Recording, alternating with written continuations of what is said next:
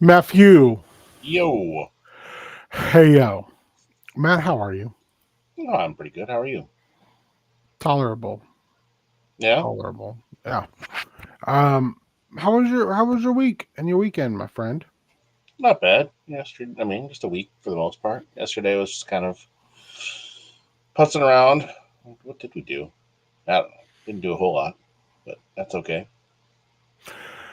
Super spy. Hey, yo. Um, Yeah. sometimes doing nothing is the best thing you can do, Matt. Yeah. What did you get up to? I know Doug stopped by. We watched Severance. Nice. We watched Creep Tapes.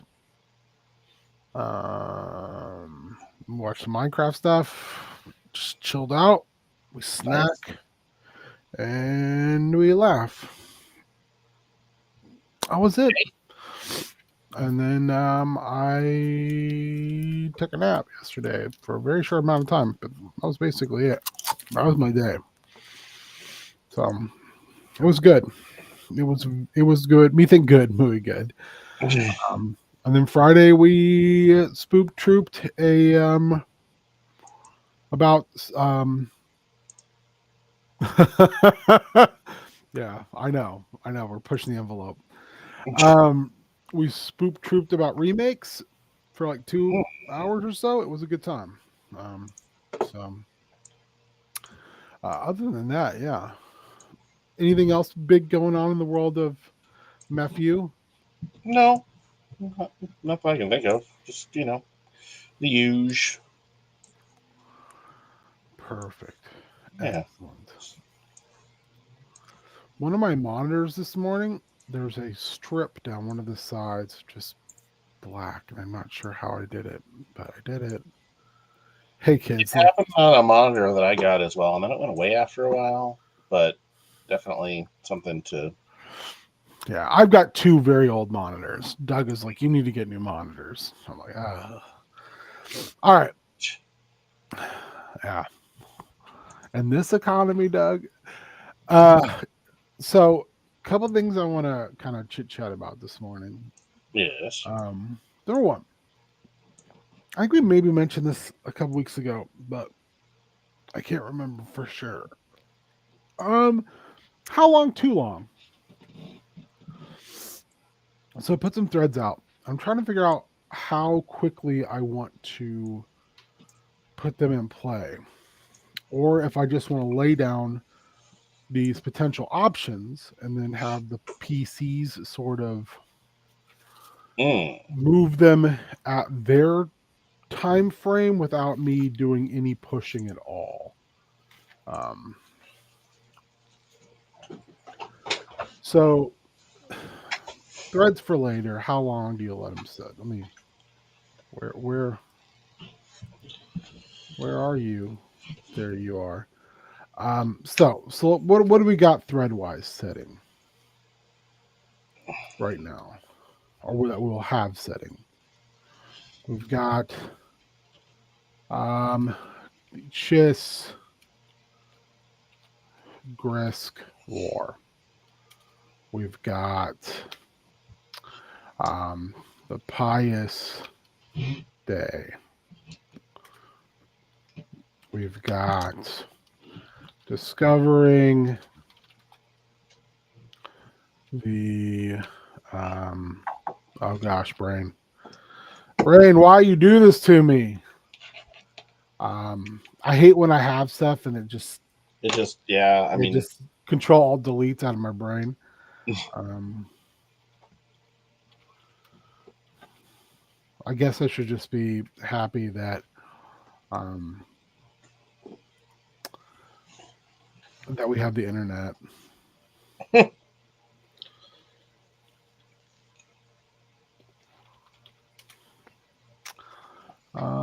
Let's see if I can remember what this is. There we go. Okay. I'm trying to think if this is it that I've got right now. Oh, no, it's not. I was gonna say, Yeah. I would be surprised if that was all you had right now. But Watch it, Matt. No, I want that. Why? But why be though? Um,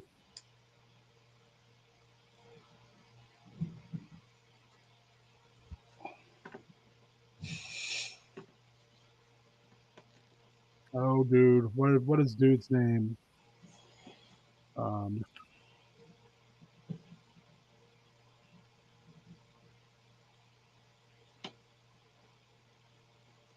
and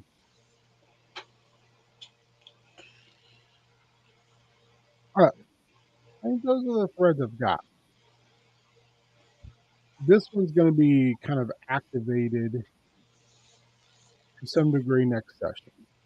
Okay. I'm trying to like order these around a little bit.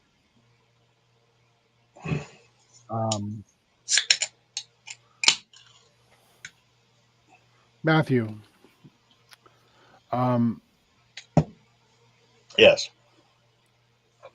I don't know if you voted on our Discord, but what are your thoughts about heel turn returning in a different way? I mean, if it's something you guys want to do, I say go for it. Oh shit! I turned my head and Super Spike and Shaggy just be popping off. Oh yeah, I gotta. Matt popping a Matt Weiser. I think it's. I've watched more wrestling of late, even if it's just in clip form, or I've been looking at old wrestle. I've been looking at old Wrestle Boy stuff, and I'm kind of. Oh, James messaged a whole bunch. Yep. Apparently the lore drops in his home game have been just intense. Oh shit! No, he's talking about Severance. Oh. Well, I'm not caught up, so. Then we won't be bringing it up. I will say that the last episode was um very very good. See, I've definitely seen some people, um, without spoiling anything that that would have pissed me off, but I have seen some very mixed opinions on this latest episode, but it'll be a while before I get to it. So I think I can understand that because it's the last two episodes have been very different. But they're also like very much revolving around other characters. So I mean, and they fit the mode of those characters. You know what I mean? They're the mood and kind of the whole deal. And this last episode, people, it was 30 minutes. Yeah, I think I've seen some of the people saying like, "Oh, they're just pissed there wasn't any of the puzzle box stuff," and it's like, wait, you don't need that. There was puzzle box stuff though. Well, they definitely set stuff up that makes you go, "Oh, wait a second. So this shit's going on in other places?" Like, I don't know. I get frustrated. You know what I found in the last found out again in the last week is how much I hate comment sections. yeah. You're never gonna make people satisfied, and some of it might just be fucking stupid ass bots, or it might just be people who crash into these things. Well, and I mean, be assholes. There's also plenty of people who just don't, consume stories in that way, or and I'm just talking about all that overall, because I will look at other things. I'll just look down to see what it says in there, and by and large, within 5 minutes, someone says something fucking completely stupid, and I'm just like, this is why I hate people.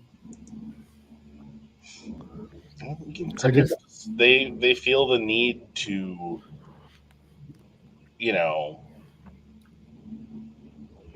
just comment. In some cases, it's like, oh, I'm not if I don't say something, I'm not I don't exist.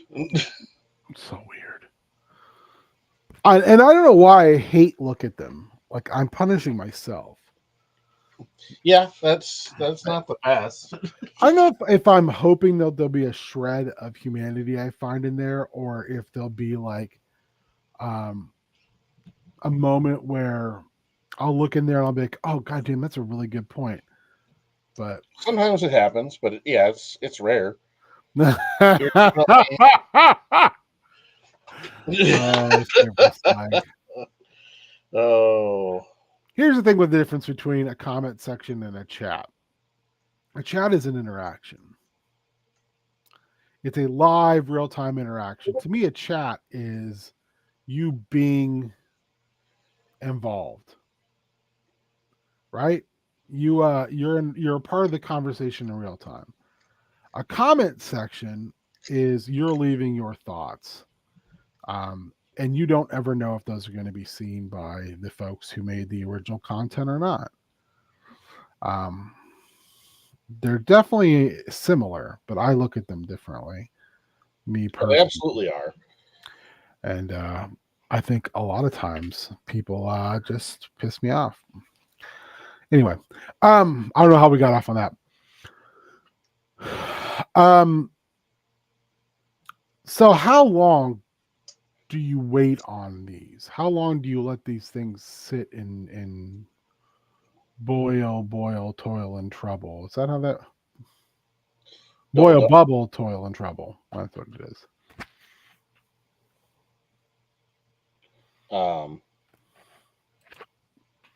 Yeah, I don't know. It's an interesting, kind of predicament.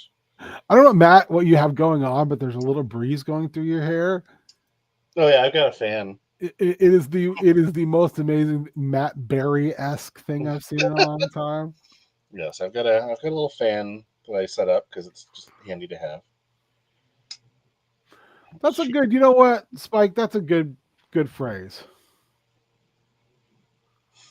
And Shaggy, you're not wrong. And there's a lot of that, unfortunately. Well, I think that's been. I mean, that's been a lot of our. Again, not to get off on any tangents that will make us angry, but that's society in a lot of ways of late. It's like I need to be able to say whatever stupid bullshit pops into my head, and you don't get to get pissed at it for me. Or pissed at me for saying it. Yeah. It's like you can say it. That's your choice, but you can, go fuck yourself if you think I'm not going to comment on you being a piece of shit. Yeah. Yeah. It's very, very, very true. I like that idea of the let it set until it's ready. Um, how do you introduce thin threads? Like when you start to think about that, like when you think about popular media you consume, what is the best way to put threads out that have only been like very, very, very thinly alluded to?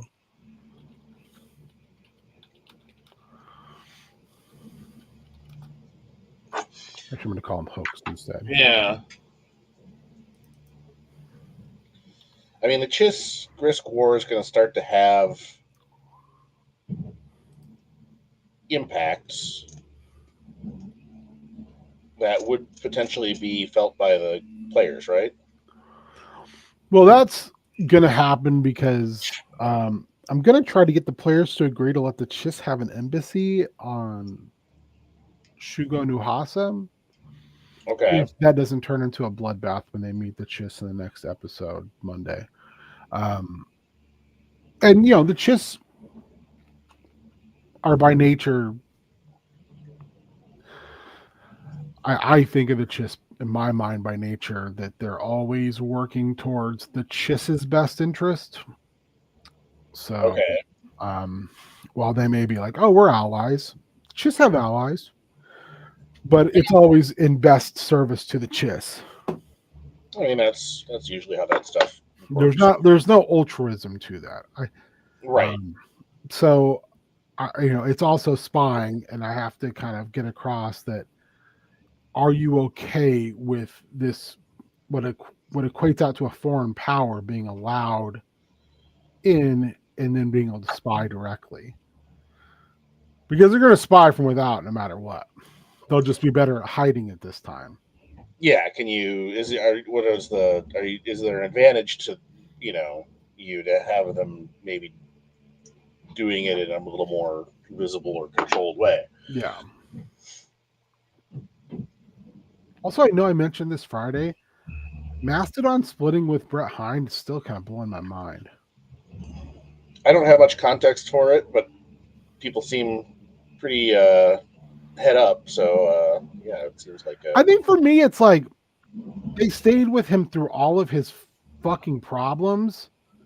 They stayed with him during like him almost getting killed in a fist fight over dumb shit and having a brain injury over it. They stayed with him during his, you know, all of his alcoholism and everything else. And then I don't know if he's the one who was like, I'm out, or what, but it's just like weird to me. they may This also see, you know, problems coming back. could be, but it's also like they're such a weird. That band is a very much a weird, like, some of its parts band, considering three of the four members sing prominently, and it's very much a, um, I would refer to it as a noodly band, that everyone is very talented from a musician standpoint, and everyone is constantly, you know, not soloing, but is pushing things musically forward in such a weird direction all the time, in a good weird direction. Um, so I was like, dang, that's really. It's weird too because it's a band that I've been aware of for a long time, and I had someone I was really close with for a long time kind of get me really invested in them, and then I kind of stopped paying attention to them, and then now I've, like, in the last probably like 5 months, have gone back to listening to a lot of it and remembering how good it is. So I don't know, weird. Yeah, I think for me it's also like a weird thing because it's almost like, how do you divorce yourself, for lack of a better term, creatively from people, Mm. in a fashion that still allows everyone to move forward? Because I'll say something. Brett Hind has other projects, including Fiend Without a Face, where he does a absolute goddamn stunningly good cover of a Def Leppard song, in a very almost country music style.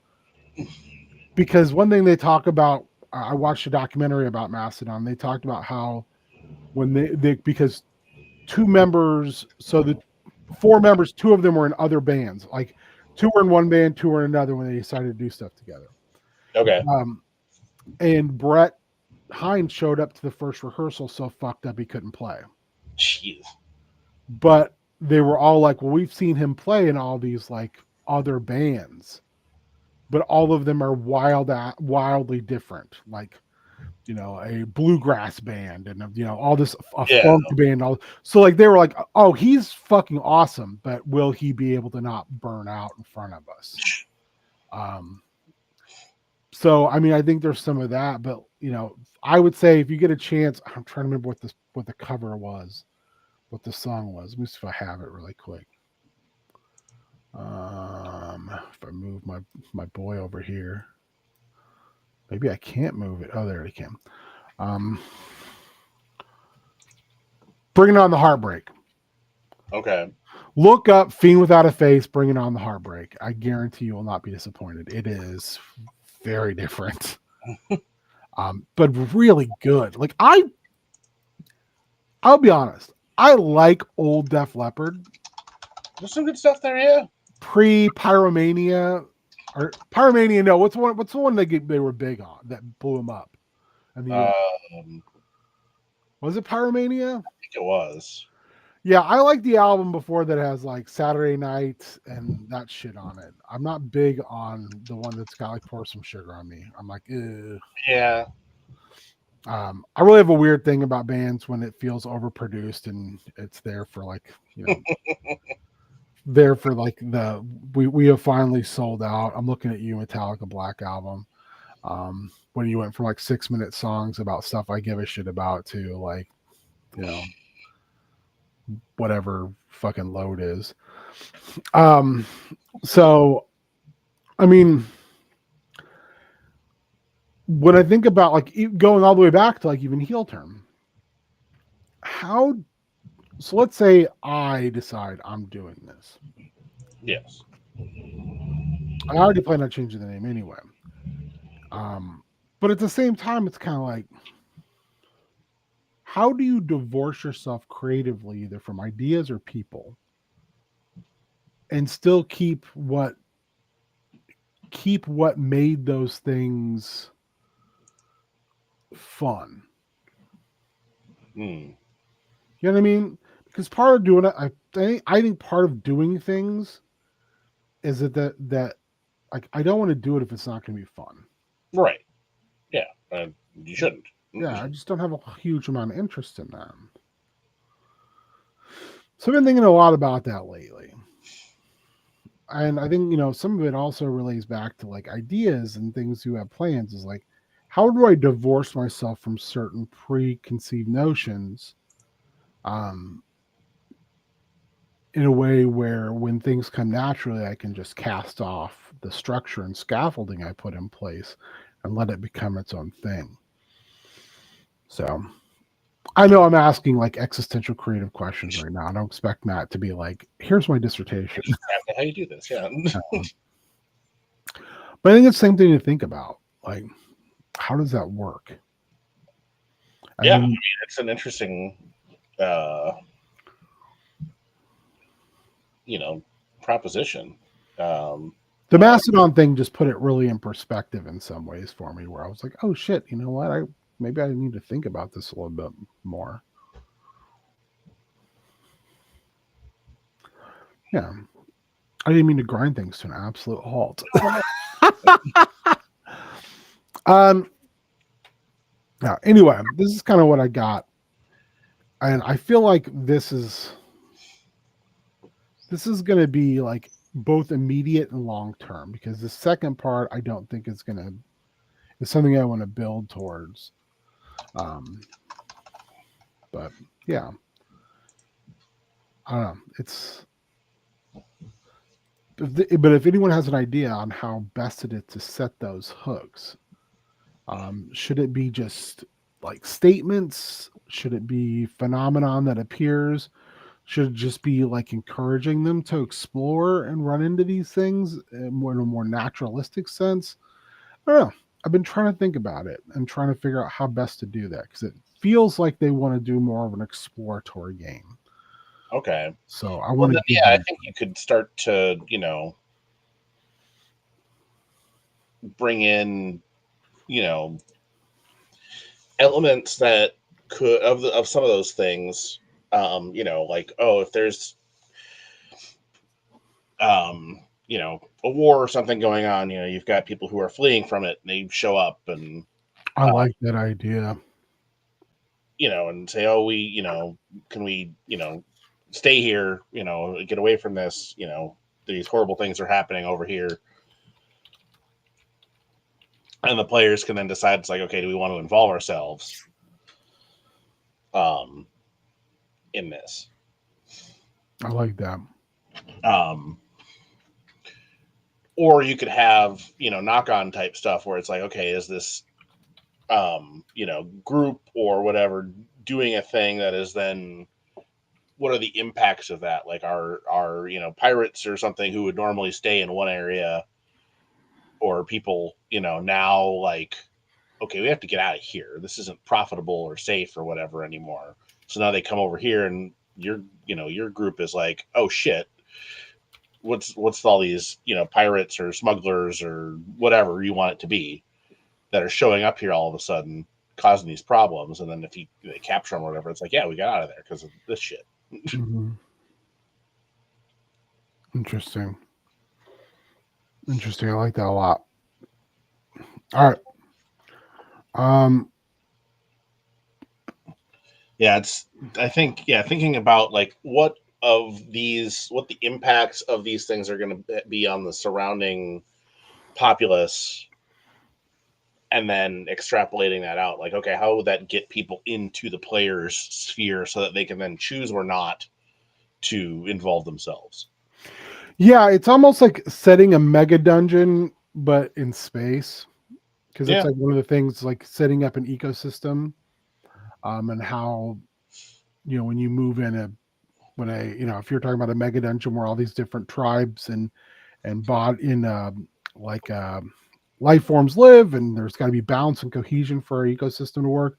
What happens when an entirely new group comes in and changes the way everything works? um yeah, it's an interesting concept of looking at a very classic, like, D&D trope and utilizing it in a different way. yeah.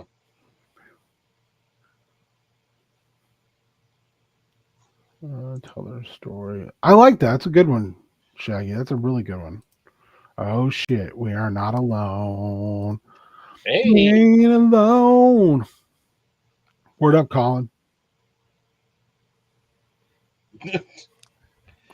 That's Hey, a word wild, up. a all right. wild Colin has appeared. Word up, homies. How's it going? It's all right. It's all right. Um, I think we kind of figured Yes, that the Star retail Wars father, Prince of Priceless. retail father, Wah. retail father. Um, so DC Showcase. I want to talk a little bit about that. Okay. We got to set a date. So while we're all here, and I've got my Discord set up,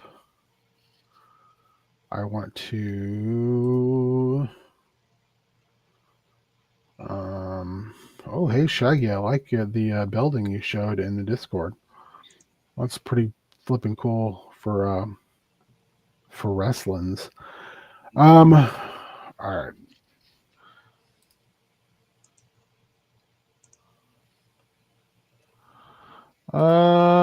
Fridays and Saturdays for Mitch. Would Friday night be something you could do, Matt? Yeah, absolutely. Okay, Friday night this month. Throw out some dates, my homies.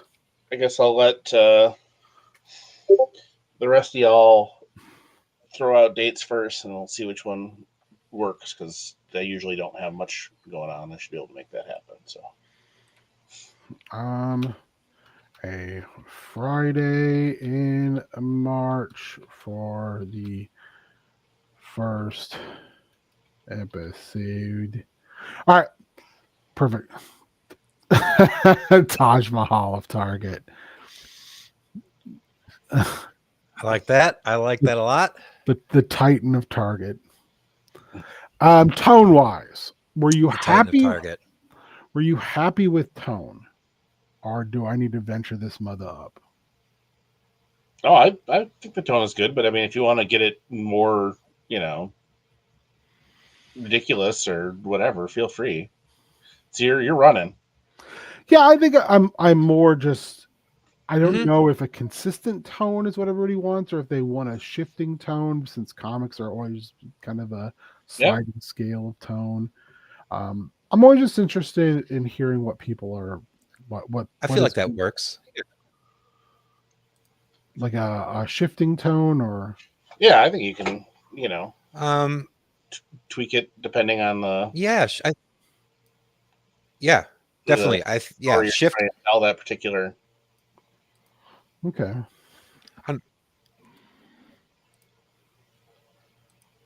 Absolutely. Yeah. Yeah. Cause yeah, like sometimes, things can be like kind of like serious, or maybe it could be madcap and screwball. Yeah. Depending on also like where we take the game too. You never know. Okay. The reason I asked is Matt, I did finish Twilight. Oh, which has kind of solidified the fact that I think I'm not a big Howard Chaykin fan. Okay. Twilight. Yeah. Not that Twilight, but Interesting. Really? The art is goddamn outstanding. And it very much does feel like, isn't it Jose? yeah, it's I can't remember his full Garcia name. Lopez. Yeah. Garcia Lopez is the working man's George Perez. Hey, nice. He's right there. Like if Perez is an A plus, he is barely an A. He is nipping at them heels. Oh no, Garcia Lopez is absolutely stunning artwork. Yeah. He just doesn't do a lot of interiors. I would say it's anyone who hasn't read it and you want to see DC space characters, 70s, 60s, and 70s space characters in a very different light. It's worth a read. Yeah, I mean, as like an Elseworlds, what if sort of take on things, I thought it was interesting. Yeah, I just think, again, like I said, I am not overly familiar with Chaykin's work. But I was kind of like, when I was done, I was like, okay. And I know he seems to write in a very what's words I'm trying to say? He writes in a very specific story genre type. Yeah, he's got the stuff that appeals to him. Yeah. And he does it well. Otherwise he wouldn't be as respected as he is. I just found like I mean, it's good. But maybe I really like American Flag. I think that's good stuff. Oh yeah. I've never read American Flag. I've got some trades. Confession. Yeah. Definitely a product of its time. Yeah, I get that impression with a lot of people who were writing It's things that have more of a political bent. It's fun. That they don't tend to be very flexible. In that respect, like it's like this is a product of when it is. But especially if it's your character, you own the rights, you're under no obligation to change that. Oh yeah, it's your tale to tell. That's why it's interesting when you see like Frank Miller be in one space and then go wildly into a different space and then bounce back to this previous space. After Love Sin City, not a big fan of what he does with Batman and Robin, though. Yeah, the goddamn Batman, or Holy Terror, which I believe they talked about on the Dog Zone. Yes, or throwing out R slurs at Robin. That's weird. Yeah, but I believe you were the one saying, Matt, that Frank has gotten his shit back together now. Yeah, he seems to be. I've heard that as well. He's off the bottle maybe a little bit. Yeah, I think he's sobered up and he's put the divorce or end of his relationship or whatever in a bit better mindset. And basically said, yeah, I got that fucked me up. Oh, I can't imagine. I mean, actually I can because I've been through it and I can't imagine it. It's fucking horrible. But yeah, it's a weird tract he took to writing, putting that in his writing instead of like most of us would talk about the pain of a relationship ending.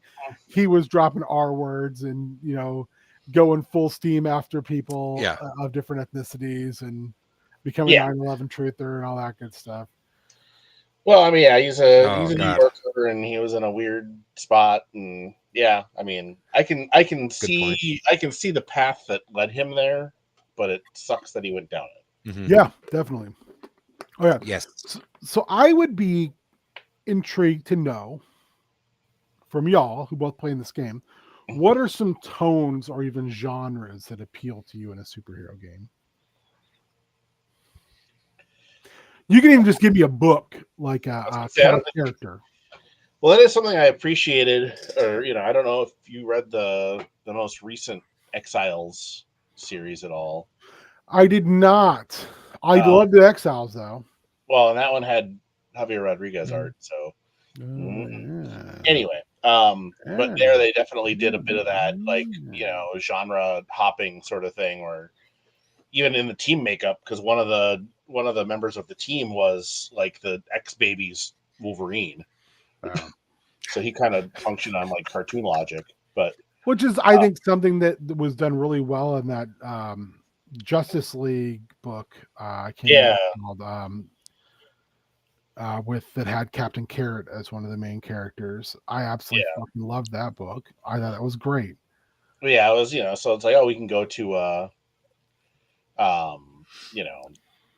here's a world that's kind of, like that weird 60s mod take, like DC, the go check era DC stuff where, God, all the weird slang and all that shit. Who's the guy who wrote the OG Titans?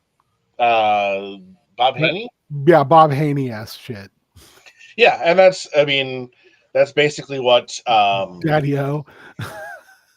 Ewing and Lieber are tapping into for Metamorpho. Yeah. Yes, exactly. And it is very, very. It's basically it's like, oh no, Jump City is like that. That's just how that place is. But I did enjoy he used the Mad Mod. Yes. And there was a panel with him. Simon Stagg hired him to do something, create a fake pop star, I think. But he's sitting there referencing intentionally or otherwise LCD Sound System lyrics. So, I'm losing the edge. The kids are coming up from behind. See, that's the thing too. Like that to me is very Venture Brothers. Yeah. When the opening of the episode with the Ghost Pirates, I can't think what it's called. That has the whole Major Tom thing at the beginning. Where they're just using the lyrics from Ashes to Major Tom and Ashes to Ashes, and it's the entire first 7 minutes of the episode is just them, different characters. I mean, and there's no other words besides the lyrics of those two songs. Yep. Which is to me amazing. I think when writers can put their influences on their sleeve gleefully. And then make it work in the context of the story is absolutely spectacular. But yes, which is a long way of saying yes. I think switch up the tone if it makes sense, because I think it does, given both the way the DC universe is depicted, and this sort of take on things where it's we're gonna touch on different aspects and areas, and it's like, yeah, I like the idea of there's just like a part of the DC universe where everybody acts like they're in a Bob Haney comic. Yeah. Or like take like the Grant Morrison approach, like everything's canon and everything's happened. Just find a way to like make it like work in the story, Yeah. I think for me the idea I'm asking to more than anything else is like shifting tones of like, so let's say we play multiple miniseries of this, having something that is more of a comedic thing would be something that everyone would enjoy, as opposed to something that's more grim and gritty, which would also be enjoyable to you guys.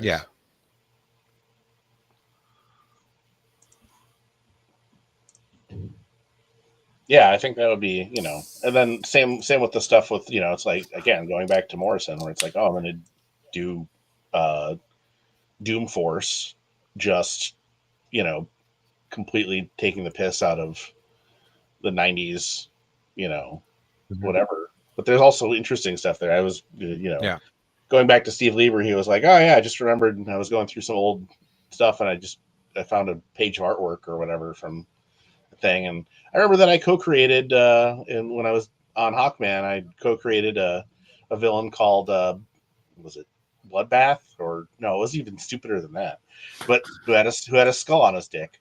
It's like, yep, just the '90s, you know. Yeah. Oh, Perfect. Bad Blood. Bad, Bad Blood, yeah. Bad Blood does sound like that sounds like a Marvel character more than a DC, but yeah. Yep, he was. Yep, Sounds like a shitty 90s Thor villain. That's because I think there was a guy named Bad Blood. Axe. Wasn't there a Thor villain called Blood Axe? There was, yes. Okay, that's what well, Thunderstrike, Thunderstrike. Okay, yeah. and that was actually Oh yeah. an idea, but Didn't that he had like the Executioner's axe? yeah, which was called the Blood Axe, but it like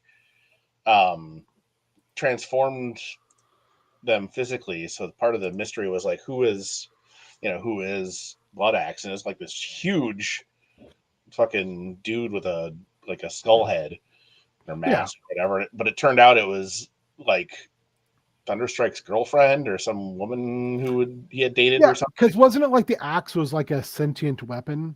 Yeah. Yeah, okay. That's right. I remember this character now. I love like the fact that something that'll just will just drop into my brain.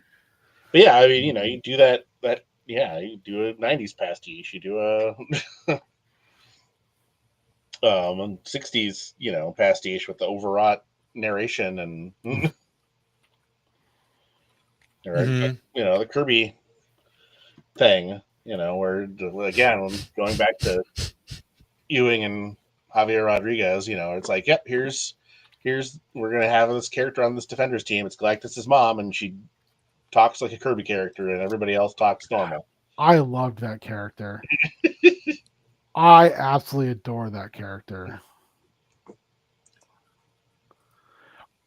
Yeah. Anyway, I always hate when I fall in love with a character like that. I know that they're not going to get touched for a while. That's also like a good thing in some ways too, because it's like you don't want somebody to come in and fuck them up. That's true. That's true as well. Okay. All right. Last thing I've got on my plate today is I kind of want to start, and we don't have to do a whole bunch of this today, but I kind of want to start thinking about the Howling Mines in the Chaos Scar game, because I think I can mention them like about every other episode. And we kind of made this up in a previous episode where we said, okay, it's a rich family had kind of basically took these mines from dwarves by claiming that they were full of lycanthropes, because a certain sound or a certain way the wind goes through the mine, so it sounds like they're howling all the time. Dwarves left, family took over. It's a silver mine, but is the family actually lycanthropic? Or are they kind of that same thing like we did in a previous Chaos Scar, where someone used kind of the classic Loop Guru thing. What is it? Wolves of Snow Hollow, where it's like wearing that stuff more than anything else. Fuck Ric Flair. So I kind of want to think about that, because I want them to go there. And kind of the picture I have in my head is like a giant manor, a family with multiple generations there who are all Paul Nashies. Yeah, Paul Nashies. Nashies everywhere. Actually, you know what? What if the name for the family is Nashi? It might be. I don't remember what it was previous notes. Paul Nashies. But like, so they're kind of like all at each other's throats a little bit. So there's a lot of like inner family bickering. I like that super spike because it does like play off the trope of like, oh shit, we're real werewolves. We fucked up. But I also like the idea of them maybe like becoming werewolves because of what they wear, which I think is like it's not like a skinwalker-esque thing as well. Where it's like, in order to become the werewolf, you have to wear the vestments of a there's something like that. I know that's some type of folklore. Like it might be Scandinavian. But I like that idea a lot too.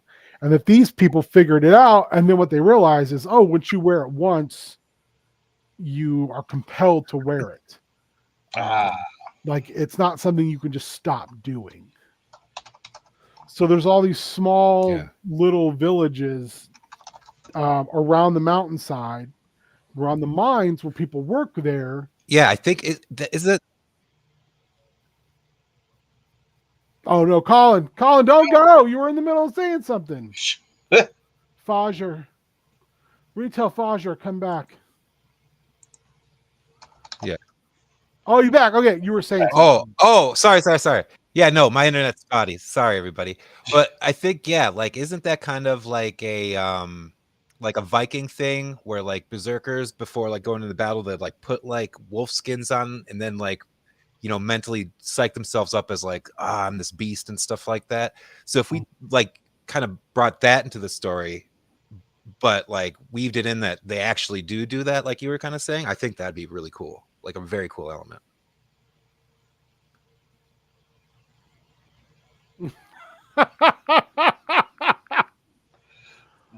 It's fair. Did I just freeze? No. Did you not read Super Spike?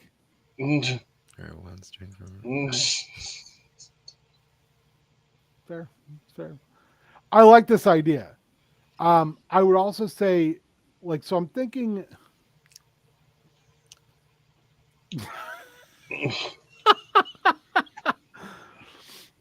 I'm also thinking like one of the plots that can come from that. So like all these little villages, all these people who basically are verboten. Oh God! From going into the mine. Nice, Shaggy.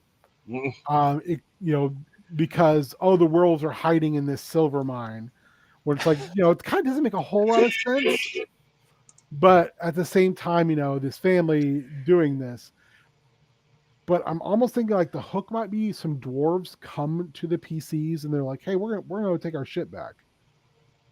Yeah, my ancestors signed this mine over, but we're dwarves.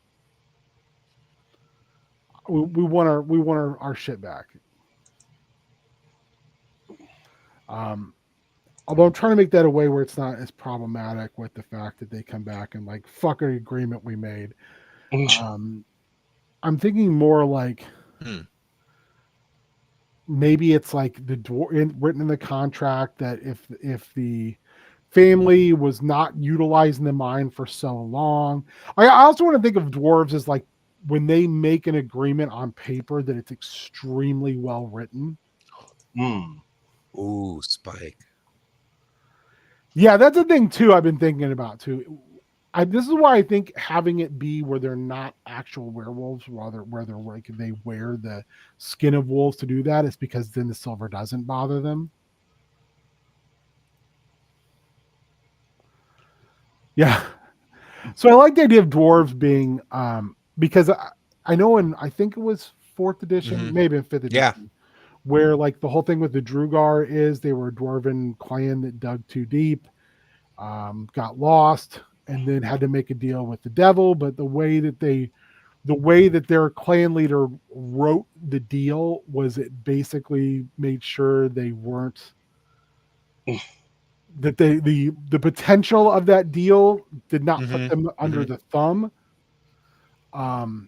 and left them on a more equal term. I like this idea of dwarves being very shrewd negotiators, who are good at writing contracts. But they're very smart, especially when it comes to business practices. The legitimate business dwarves. Maybe they'll be very stereotypical mobby dwarves. Yes, that's fair. They did dig straight down with no water bucket like a bunch of goddamn noobs.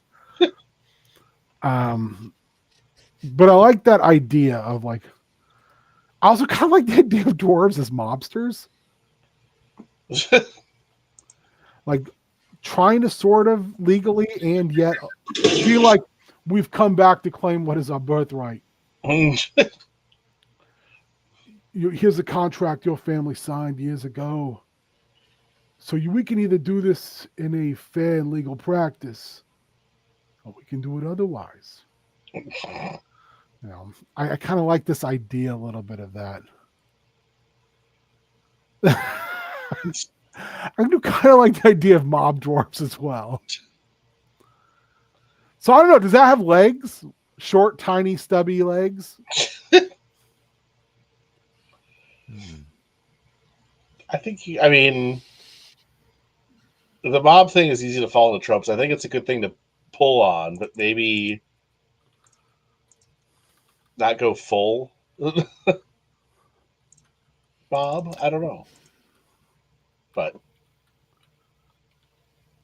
What do I you think, think Colin? you could create more conflict if there was like there is this contract, but instead of like there being any clause that says like they can come back, it's more like the dwarves are breaking it because they just have this innate lust to go back to the mine. They've been like they have this like yearning to go back to it. They need to go back to it.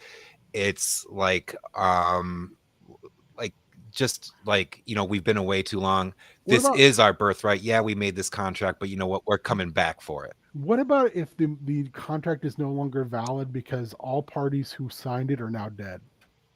And what we can kind of learn over time is that's a good hook. Yep. That the last dwarf who signed it, that the family he was in the clan offed him in order to get this contract done. Like they're like, this contract has been keeping us away for too long, so now you got to go. Yes, I like that. See, I love that, Super Spike. This idea of like them having to go through a procession line kissing rings, and kind the of line is just infinitely long. Because they're all wearing rings. Yeah, no, I think that like their greed gets the better of them, and they've done some dirty deeds, done dirt cheap to dig back in the mine, and I think that would be. I think that could be a little more spicy, a little juicier. Or they've like, you know, they're doing a Daniel plane view, and they've like come in from another side to, you know, sneak back in there, and now they're, you know. Yeah, I like that idea too. Like I said, of killing to get what they want. I'm breaking stones over here. I'm breaking stones over here. Of clans with families beneath. So you were saying, Colin, come back to what you were doing. I'm having problems multitasking. So you said greedy, the clan or the dwarf fathers killed the last elder whose signature was on the contract, meaning no one who signed it was still alive. Yeah. So here's the other thing. Wouldn't this be a kicker? Is if it wasn't that they were alive, but they were on the prime plane. So the family was just keeping like a revenant of it, of one of the people who signed it, this undead thing in a crypt going, well, they're still on the plane. Technically, they're not alive anymore, but they still exist here. Because I kind of want it to be an adventure where it's part like pick a side in like in like a gang war, but at the same time, I kind of want it to be also like to be a lot about like contracts and like keeping your word. Mm. Does that work? I don't know. I think it's something maybe to come back to next prep school and talk a little bit more about why because I kind of sprung this on everybody. I'm sorry again, Colin. I interrupted you for a second time. What was your idea? Oh, that's. I think you pretty much expounded on it really well with like they're well, either like they have this need to go back that they just are like, screw this contract, or like what you're doing here with like there was one like very benevolent like dwarf who was still like part of the main group who had signed on to this thing, and like they just the problematic guys just off them, and then they're like, hey, like this contract's null and void now, so like let's get this thing going, kind of a deal. But yeah, I think either way, if it's like they breach the contract in some way, through like there's been like some kind of murder, or they're just like, what, it's been too long, this is ours,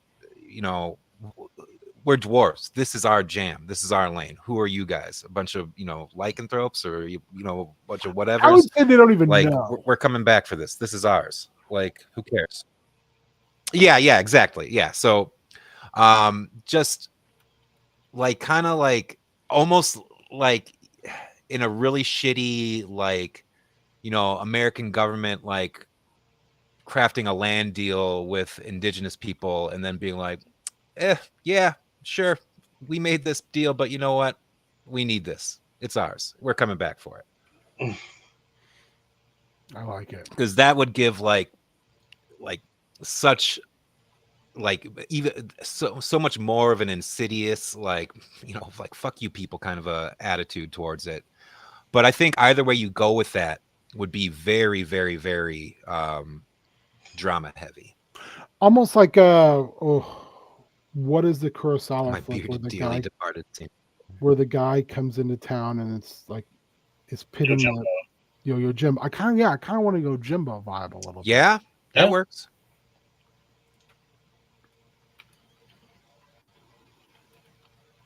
I like the idea of the PCs coming in and then trying to get a lay of the land of somewhere where everybody is, while they have some legitimacy to their claims, are all kind of pieces of shit. Because I want to tie it back to the adventure they had where the guy had the werewolf cloak thing. This is where he got it, was from these people. And they hated that fucking guy. So I'm sure that'll also kind of probably push them in a certain direction. But I like the idea as well of shit, I'm sorry. No, you're good. Brain jumped off the fucking train. The dwarves being, like I said, for lack of a better term, mobsters. Yeah. No, like have the people that are there, like have them be like super like suspect and maybe even outwardly like kind of crappy and stuff. But then these dwarves are just like super shitty, like criminal element that like they're like, like both sides are just very unsavory. But like who's really like deserving, I guess, of the ownership, if at all. Because then if like you want to go like the like full route and just like like Yojimbo style, like fuck all these people, like and that's kind of the thing too. What I want to be able to do is like the family that has a hold of it right now is because then not to interrupt. Oh, go ahead. But like if we've got these, like you've got the family of lycanthropes, you got the familia of dwarf mobsters. And then in between, maybe there's just people who are like itinerant like workers or stuff, or like just regular townsfolk who are caught in the middle of this. And that's what I want is these small villages dotted around Yes. that, you know, they are working. Some of them are being press ganged by this family to go into the mines and work, even though everyone thinks these mines are shut down. And then these dwarves roll in, and they're basically like, all of this is ours. Yeah. Like Yeah, this so- town you live in is ours. Yeah. So it seems like there's like a legitimacy for each side, but also the way they're going about it is just super, super crappy. And like there's real good, innocent, like hardworking people who are just being oppressed by both sides, caught in the middle of this. And like that could be the easy like impetus for the group to like try to, I don't know, like figure out, do we take a side here, or like, you know, if we backed one side, would it help these people, or do we like try to like, you know, play sides off each other to whatever, you know, like protect the people in the middle. Yeah, because I kind of want to think next time about like how the PCs would get involved. I think that's an easy way, is having like someone beseech them either through family member or like someone showing up and being like, oh shit, you know, this is what's going on, we need your help. Or, you know, it could be Jefferson, who is our stand-in for Jeff from Mount Monsters, giving them, I'm serious, he's got, I believe Jeff's name is Headley, Jeff Headley, right? I think so. Yeah, there's a character in our game whose name is Jefferson Headley who has a talking dog named Buck. I no lie, and he's kind of a main NPC. Okay. Like Dwarfa Nostra. I love it. That's a sad thing to hear about your family in the landslide. Perhaps if you would have given tithe to the family, such horrible things would not have happened. The retaining wall would have held. That's a shoddy retaining wall built by elves and humans. Soft hands. Be a shame if something happened to this retaining wall here. Yeah, I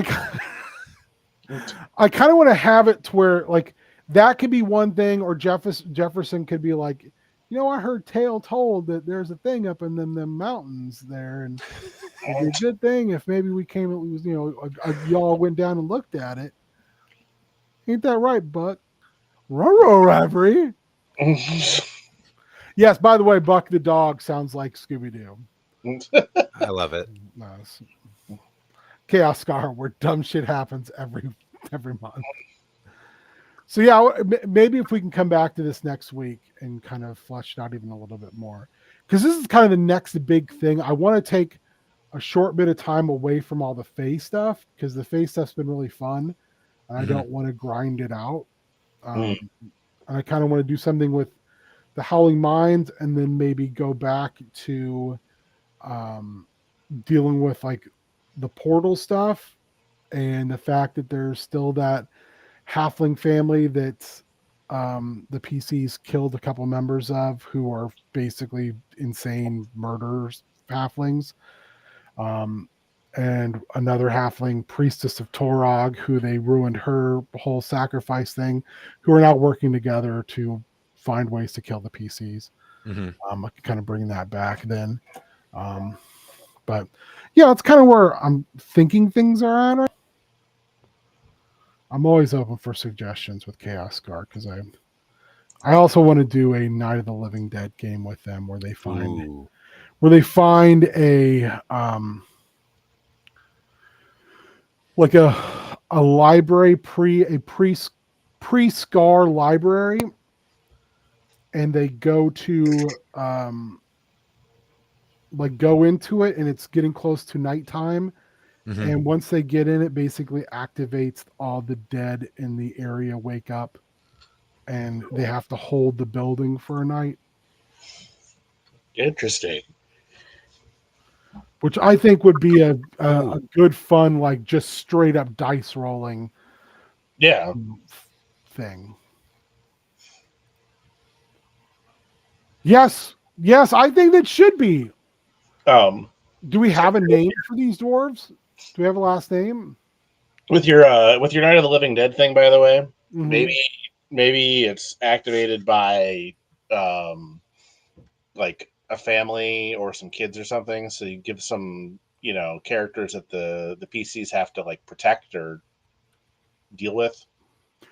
How about this? They're with a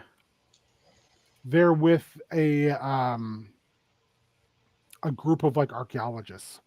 Yeah, there you go. Because you gotta have that in a zombie thing where it's here's this piece of shit who's gonna get bit and hide that they're a zombie or throw everybody else under the bus because they want Yeah. Yeah, I think that might be a good one to do it that way. That's a good idea. Swindlestone. Oh, damn, Swindlestone's real good. on the nose, but hey, nothing wrong with that. It's not bad. It's I not bad at all. it. I'm gonna put it in. Yeah. Let me see here now. And then, like, if we have the lead be a female, we could give a little nod to like Sophia Gigante from DC and be Sophia Swindlestone. Oh, that I had Donda down because I like that name a lot, but Sophia Swindlestone is way better, and she's a big dwarf. Like I'm thinking, like she wears a belt of giant size, so like she's like very physically imposing. Yeah, almost like the Drugar have enlarge as a like innate ability.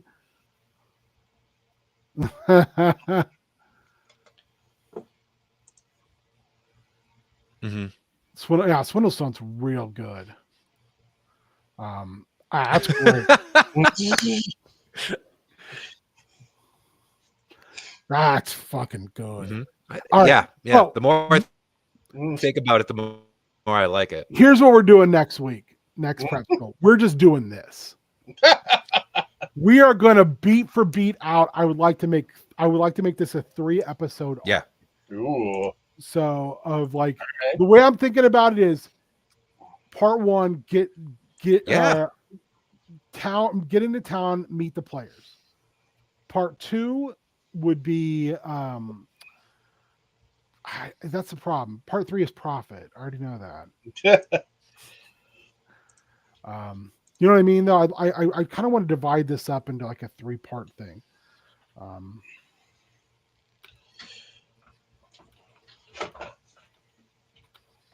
I think I think your first part is you get there, you meet the players, and you start to figure things out, and then I guess the second one would be probably trying to balance the two, because if you're going to go full Yojimbo, and the players may not take it that direction, but if you're working for both sides, how do you move that stuff forward without them realizing that you're playing both ends?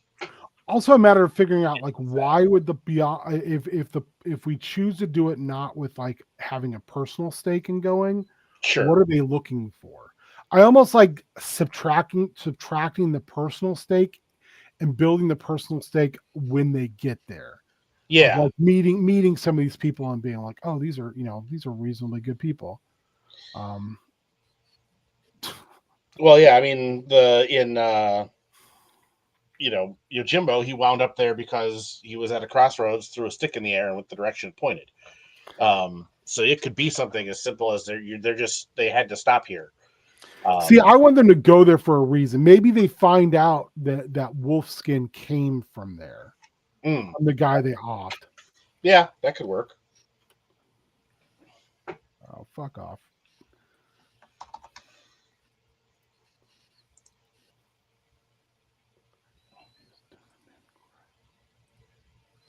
Oh yeah. I got a lot. All right.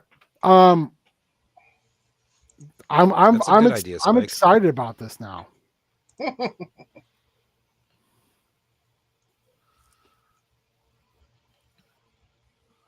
Yeah, that's what I'm thinking. Like some of these houses, like the houses of people who won't work for them, who want to stay with the humans, they do things like they start falling. They start like little cave-ins and things like, or they become isolated because of mountain passes becoming, not safe any longer.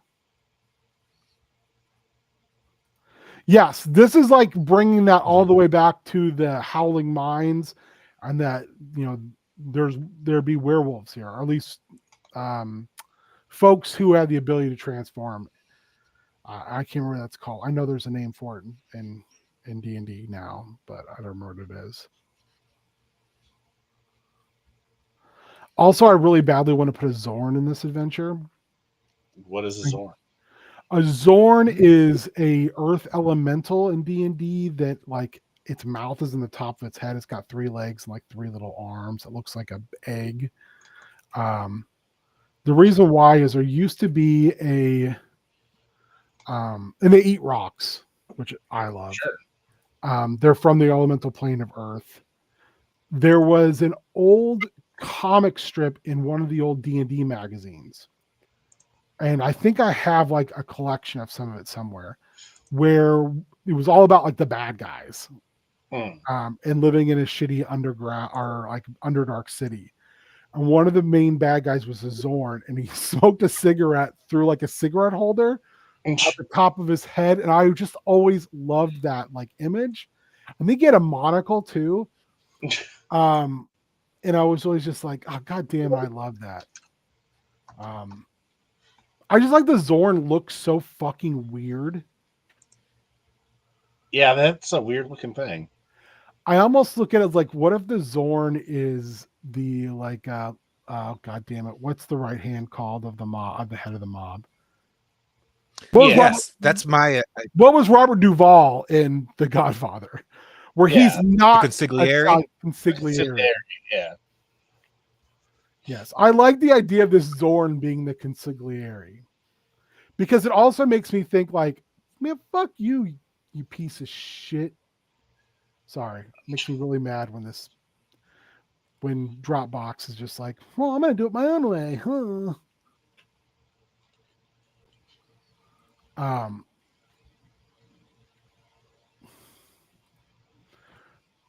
Now the real question is, will I be able to spell consigliere?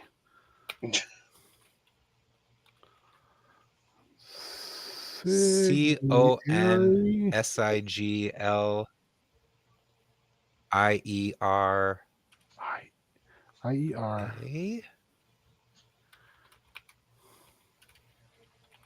Or yeah, something like that. Pretty close. It might be an E at the end, but yeah, whatever. Yeah. Or I can't remember. There it is. All right. Yeah, it might be I. I think you're right about that. I love the idea though of this being an area that they don't necessarily have to come in and force it to be something different, but they need to force it into being functional. You know what I mean? It's not a matter of they have to fix it. They just have to make it to where it's a livable situation for people. Right. Mm-hmm. Or yeah, give them the power back. Yeah, I almost feel like it's Chinatown, Jake. Yeah. Where they don't have the chances of them actually making. Oh, and you could have like a little moment with the Zorn and the dwarves, where like in like those classic like mob movies where they'll speak like Terran to each other, like, one moment please, and then like, let me speak my language with my I love it. I love all of this. This is because if we do that, then it's a place that PCs can come back to, and it's now a site that becomes important. I agree. And there's rumor. I've heard rumor that we might have another player who very well may be on this screen right now.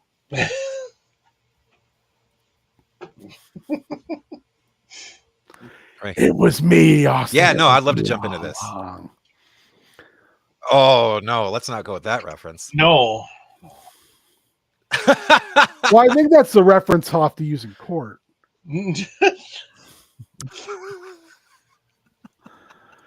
All right. Oh God. Where can people find you, beautiful boys?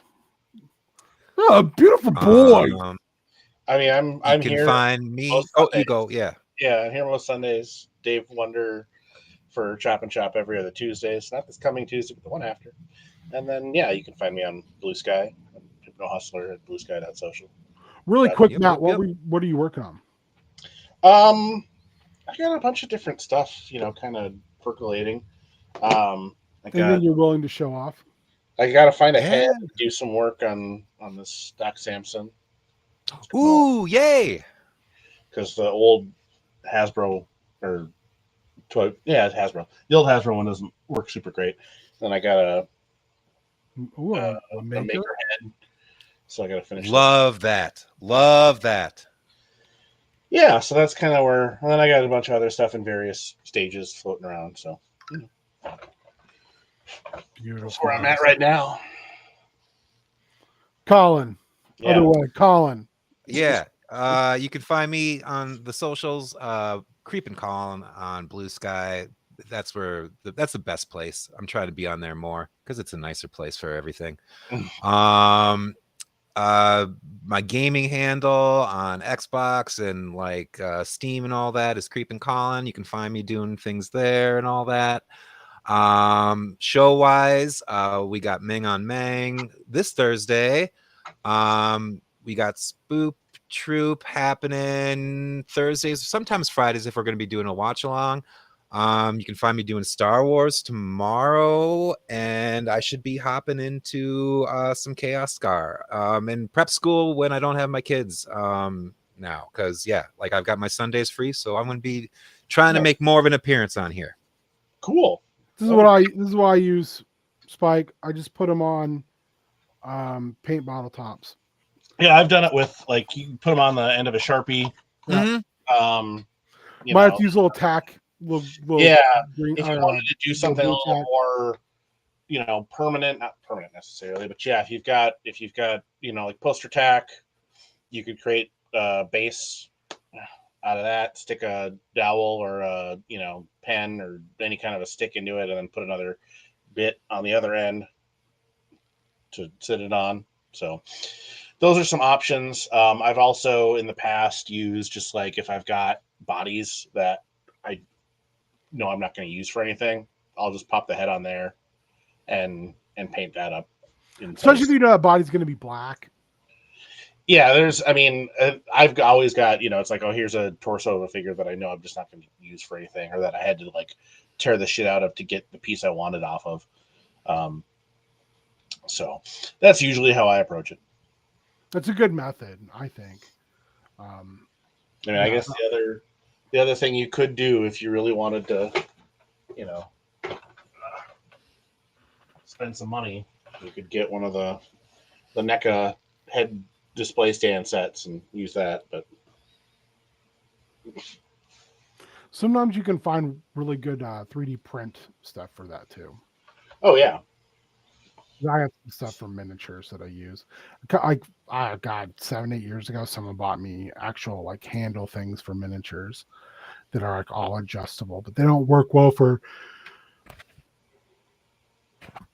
heads. So they're merely a miniature tool.